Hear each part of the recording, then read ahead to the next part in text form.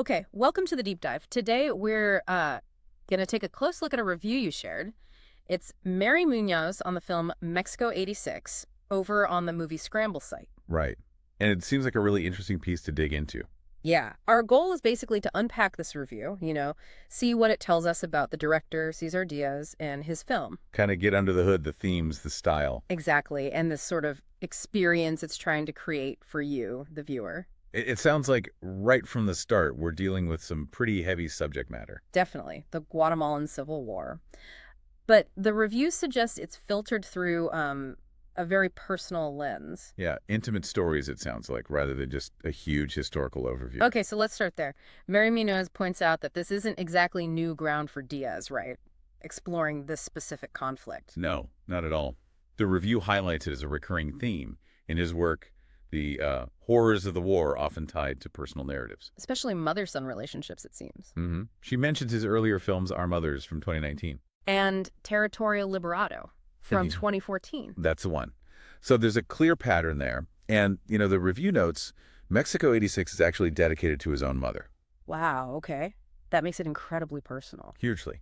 It really frames how we should probably approach the film's story. And that story, according to the review, centers on Maria, played by Berenice Bejo. Yeah, she's described as an activist with the Guatemalan Liberation Army. Her cover gets blown. And she has to flee to Mexico. Right. But the really gut-wrenching part is she has to leave her newborn son behind with his grandmother. Oh, man. Yeah. And the film apparently picks up 10 years later. She reunites with the son, Marco, because her own mother, his grandmother, is ill. But the kid, he's 10 now. He doesn't get the danger his mom is still in. That's what the review stresses. He can't really grasp the constant threat surrounding her work. And she's maintaining this cover identity the whole time, as a journalist. Exactly, while trying to expose these crimes by the head of the national police back in Guatemala. So you've got this incredibly tense mix, the political thriller aspect, and this really fraught mother-son dynamic happening at the same time. And the review suggests that tension isn't just in the plot, it's like baked into the film's atmosphere. A real sense of urgency, of threat. How does it say the film creates that atmosphere? Any specific examples? Oh yeah, quite a few. The score, for instance. It's described as sounding like ticking, or maybe a pulse speeding up. Okay, so right away, that puts you on edge. Totally.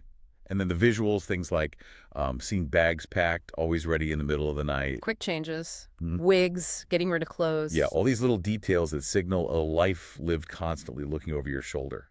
Even the colors, a subdued palette, emphasizing that they're living in the shadows. It sounds very deliberate, and the review mentions some specific intense scenes, too. It does, like a contact getting stabbed in broad daylight just moments after they exchange something. And characters crawling across the floor at night just to peek out at the street. Maria apparently stays awake, gun ready, planning escape routes in her head. That sounds exhausting just hearing about it. Well, and that's the key phrase the reviewer uses. The tension never lets up. It's designed to be pervasive, suffocating. Makes you feel the pressure. Now, moving to the acting, the review gives a lot of credit to Berenice Bejo as Maria, calls her performance solid. Solid in what way? Does it elaborate? Yeah, it points to how she conveys both believable maternal instincts and the necessary survival skills. There's this moment described. Oh, yeah. Where the son asks her, will they torture me? And instead of a big speech, Maria just embraces him. Wow. That says a lot right there. It really does. It captures that conflict, the protector, but also the person who knows exactly what she's protecting him from. So Bejo shows her being torn between the cause and her son. Exactly. But the review is careful to note her drive isn't just like vengeance or recklessness. It's framed as resilience, determination, a passion for justice. Adds complexity to the character. Definitely. Avoids making her just a stereotype. Okay, let's talk about the title, Mexico '86, and the structure. That's the year of the World Cup in Mexico, right? Correct.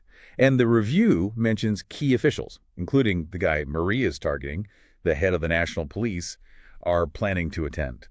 So you'd naturally expect that to lead to some kind of big confrontation, a climax tied to the event. That's what you'd think, based on how thrillers usually work. But here's where the review makes a really interesting point. Which is? The film doesn't actually show that playing out. There's no big dramatic crescendo linked to the World Cup. Huh. So Maria's trying to publish this death diary detailing torture and killings. Yeah, major plot point. But according to the review, the film doesn't give you that sense of um, closure or justice being served in a conventional way. And the reviewer found that. A little frustrating is the word used. Yeah. You're set up for this convergence, this payoff, and it apparently doesn't quite land like you expect. But maybe that's deliberate. That's exactly the suggestion. Yeah. Perhaps that is the point. Yeah. Maybe Diaz is intentionally denying that easy resolution because, well, real life often doesn't provide one, especially in these situations. So the focus stays on the personal costs, the ongoing struggle, rather than a neat political victory. Precisely. It adds depth, the review implies. Even if it sacrifices that cathartic ending, it leaves you with the messy reality. Which brings us back to Diaz's overall approach as a director. This feels very consistent with what the review said earlier about his focus. Absolutely. It reinforces that this is deeply personal for him. The review highlights his focus on careful character work. And showing how small, independent acts lead to bigger consequences. Yes, rather than relying on, say, big, grandiose political monologues to spell things out. The review calls it a quieter, although still dramatic style. Right. Distinguishing it from what could have been, a much bloodier and hyperbolic type of film, given the subject. So it's a choice to stay grounded in that lived experience. Exactly.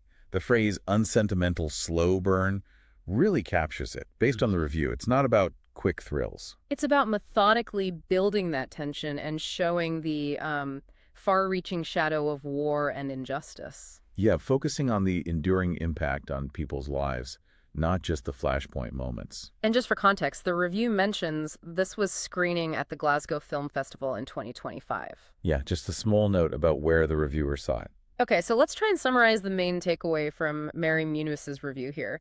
It sounds like Mexico 86 isn't your typical political thriller. Not at all. It seems to deliberately sidestep a conventional, satisfying ending. Instead, it offers this really intense personal dive into the ongoing impact of political conflict, how it shakes lives, the constant threat, the impossible choices. It prioritizes that psychological reality, that pervasive tension over a dramatic resolution. Which really makes you think, doesn't it? About how different ways of telling a story affect how we understand something like this? Definitely. If a film about real injustice focuses so much on the personal struggle, the day-to-day peril, and doesn't give you that sense of justice served, how does that land with you, the audience? Does it feel more real, more truthful somehow, or just unsatisfying? It's a valid question. And that leads right into this final thought. The review kind of leaves hanging there. This idea that the lack of conclusion, the lack of justice shown might be the whole point. Right. So maybe the question for you, the listener, to mull over is, what is the role of art, or what should it be, when it tackles these huge real-world injustices that often don't have neat endings? Is the filmmaker's job to give us hope, or show us the hard, often unresolved reality? Or maybe find a way to do both. It's definitely something to chew on after hearing about a film like Mexico 86.